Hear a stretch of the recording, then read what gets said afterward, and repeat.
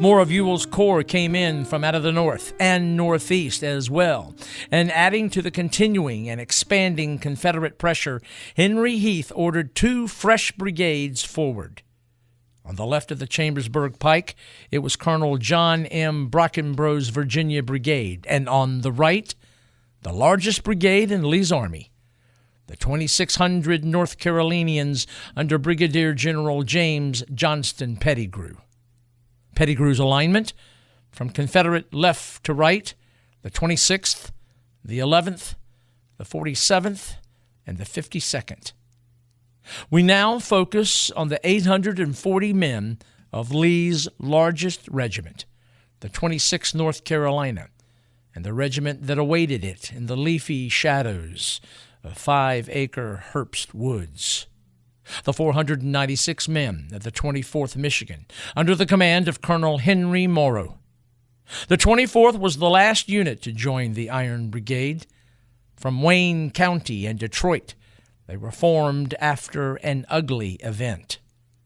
Almost a year earlier, July 15, 1862, Detroit civil leaders tried to raise several new regiments with a recruit rally, but a group of disgruntled Detroit laborers, fueled by liquor and angry about the draft, broke up the event. To this humiliating display, the city raised the 24th to cover its embarrassment. No embarrassment this day, for earlier, the 24th and the 19th Indiana had broken Archer's Confederate attack, but now this new Confederate threat. Of the inevitable collision between the 26th North Carolina and 24th Michigan, we'll simply say this. The encounter would be one of the most savage regimental stand-up fights of the American Civil War. If Morrow commanded the 24th Michigan, the 26th North Carolina was under Colonel Henry King Burgoyne. Only 21 years of age, he was known as the Boy Colonel, the youngest in Lee's Army of Northern Virginia.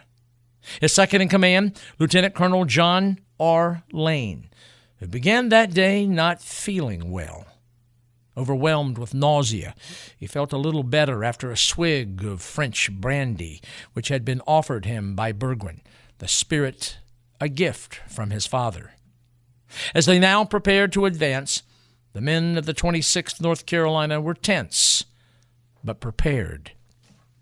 Though many remembered that their colonel came to Gettysburg uncharacteristically subdued, the men of the regiment drew strength from being around other men who knew the power and reassurance of home.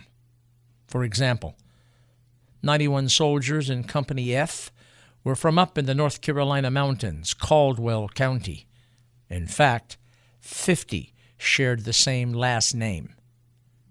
There were 9 Coffeys, aged from 19 to 30. Within, 3 sets of twins. In Company G, there were 4 Kirkman brothers from Chatham County down in the Tar Heel, Piedmont. Then there was Sergeant Andrew Wyatt of Company B. 2 weeks before Christmas, he deserted and was arrested. Blindfolded before a firing squad and seated by his grave, a last-minute courier raced in to give him a stay of execution. 6 paces to the front of the 26th, there was the 9-man color guard, led by Company E Sergeant Jefferson B. Mansfield, also of Chatham County. A romantic, when he was on the coast early in the war, he sent seashells to his 2 young boys. Before them this day, the eastern slope of Hare Ridge, a split-rail worm fence, then a field of oats. On the other side of the field, Sleepy Willoughby Run, then a slope to the wooded ridge where the 24th Michigan and 19th Indiana waited. It was about 2:45. The temperature, a humid 76 degrees. The order to advance was given, and the 26th moved forward into the oat field. As they did, a Union volley roared, but most of their shots fell short. The 26th fired, reloaded, pushed ahead. Then a second Federal volley. This leaden sheet went high. As the regiment approached Willoughby Run, the 26th went into the quick step. As they did, a third Union volley, and this one hit home. Men were chopped down as if wheat. Color bearer Jefferson Mansfield went down with a wound to his foot. 33-year-old Sergeant Hiram Johnson of Company G picked up the fallen colors. At the creek, the 26th found brambles, thorns, and briars, and now a new menace. Union artillery tore into the regiment. Sergeant Johnson fell. Private John Stamper of Company A picked up the unit's colors, but he was quickly dropped with a wound to his shoulder. Now, 30-year-old Private George Washington Kelly of Company D hoisted the colors. In Willoughby Run, he was hit in the ankle and arm, and then strangely he called for a piece of the shrapnel that felled him. Private Larkin A. Thomas of Company F now bore the Starry Cross. On the eastern side of the creek, Colonel Burgwin stopped and reformed the unit, while repeated Union volleys ripped into them. Gaps were now tougher to close. But still, the 26th fired and pressed on.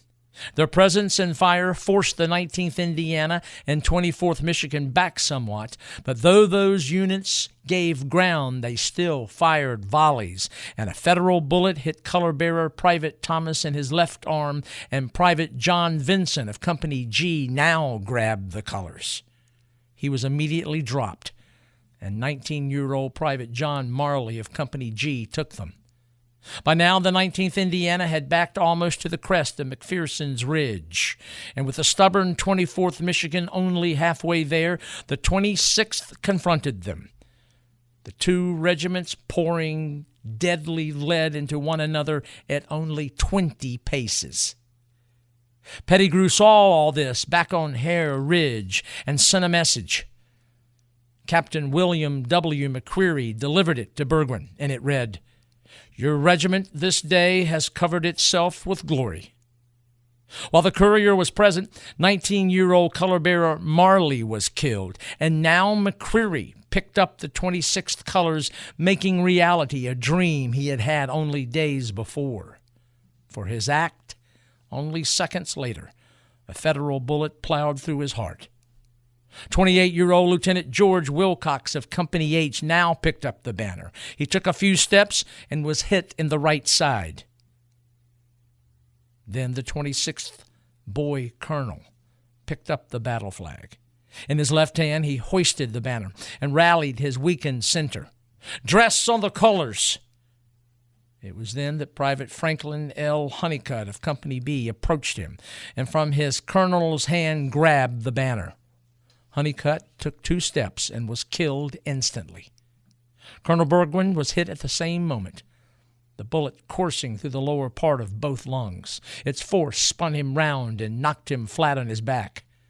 Lieutenant Colonel Lane quickly moved to his fallen comrade, and kneeling beside him and taking his hand, Lane asked, "My dear Colonel, are you severely hurt?" Unable to speak, Burgwin motioned to his wounded side and nodded his head. With a squeeze of the lieutenant colonel's hand, command of the 26th North Carolina now fell to Lane. With Burgwin's wounding, the center of the 26th attack stalled. Reacting, Lane spotted Company K's commander, Captain James C. McLaughlin, and shouted, "I am going to give them the bayonet." The order was passed, and gaps were filled. And it was then that Lane spotted their fallen banner. Still lying on the ground, a Lieutenant Curitan moved to pick it up, but arriving first, Lieutenant Milton B. Blair of Company I. As Blair tried to raise the flag, he was stopped by Lane, who said, "Blair, give me them colors." And though the lieutenant gasped, "Sir, no man can take these colors and live," Lane answered, "It is my time to take them now." Blair handed the 26th colors to Lane, and he, by accounts, became the 14th color bearer that day. Lifting the flag, he looked back at his men and bellowed, "26th, follow me!" With head turned back to his men, only 30 yards away, Union Corporal Charles H. McConnell of the 24th Michigan took deliberate aim and fired. The projectile hit Lane just below the base of his skull. Incredibly, it missed his spinal cord and carotid, but smashed his jaw, took a piece of his tongue, passed out through his front teeth, and exited from his mouth. 27-year-old Captain Stephen W. Brewer of Company E now picked up the banner, and with a wild rebel yell, what was left of the 26th rushed forward. Simultaneously, the 47th and 52nd North Carolina struck the exposed flank of the 19th Indiana. With the Hoosiers turned, the 24th Michigan had no support, and they, too, now had to fall back. Like the 26th, they, too, had suffered greatly. 9 color bearers had been cut down, their Colonel Morrow, the only field officer still standing. With fresh Confederate troops arriving from Major General Dorsey Pender's Confederate division, the Union line on McPherson's Ridge finally came apart. It was in this new Confederate rush that Morrow was finally hit, grazed by a Confederate bullet that made an ugly, bloody scalp wound. Stunned and separated from his men, he was captured. Both Union regiments, along with the rest of the Union line, were ordered back to Seminary Ridge.